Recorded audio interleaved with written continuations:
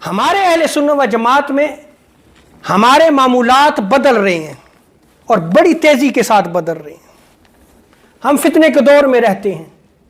یعنی اس عاشورہ کے ایام میں نے خود دیکھا بڑی بڑی مجالس ہوا کرتی تھی جہاں پہ علماء خطباء واعظین آتے اور ذکر امام حسین ہوتا، فضائل امام حسین کا بیان ہوتا، شہادت کا ذکر ہوتا اور اس مجلس میں رویا جاتا، زاروں قطار رویا جاتا. اور یہ اہل سنت و جماعت کا معمول تھا. اب اس معمول سے ہٹایا جا رہا ہے. ہمیں اپنا معمول اہل سنت و جماعت کا قائم رکھنا چاہیے. حضرت شاہ عبدالعزیز محدث دہلوی، آپ حضرت شاہ ولی اللہ محدث دہلوی کے بیٹے ہیں. فتاوی عزیزی اس کے پیج 200 میں آپ کا فتویٰ موجود ہے.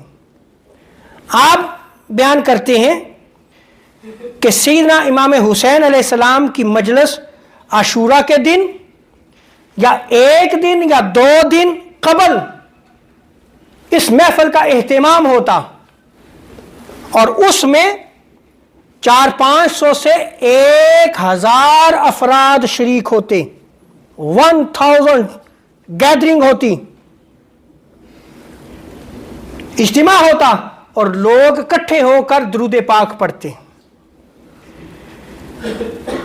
اور حضرت شاہ عبدالعزیز محدث دہلوی فرماتے ہیں کہ جب لوگ درود پڑھ رہے ہوتے، فارغ ہو جاتے، پھر میں اس مجلس میں جاتا اور وہاں اس مجلس میں پھر حضرت امام حسین علیہ السلام کے فضائل کو بیان کیا جاتا، امام حسین علیہ السلام کی شہادت کا ذکر کیا جاتا جو احادیث میں آیا ہے. پھر مرثیہ پڑھا جاتا، وہ مرثیہ پڑھا جاتا جو ام سلمہ اور دیگر صحابہ کرام نے سنا. اور آگے آپ بیان کرتے ہیں کہ پھر اس مجلس میں ان خوابوں کا ذکر کیا جاتا جو کتب احادیث میں نقل کیے گئے ہیں، جو ابن عباس اور دیگر صحابہ کرام نے دیکھے. ان خوابوں کا ذکر کیا جاتا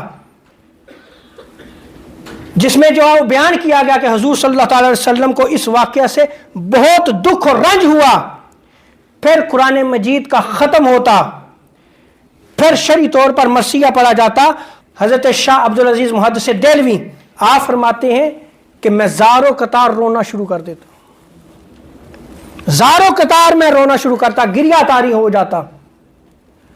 اور آپ فرماتے ہیں کہ اگر یہ عمل درست نہ ہوتا تو فقیر کبھی بھی ان چیزوں پہ عمل نہ کرتا. میں نے آپ کے سامنے صرف ایک مثال رکھی ہے کہ اہل سنت و جماعت کا یہ معمول تھا. آج ہماری مساجد میں یہ معمول کیوں ختم ہو رہا ہے؟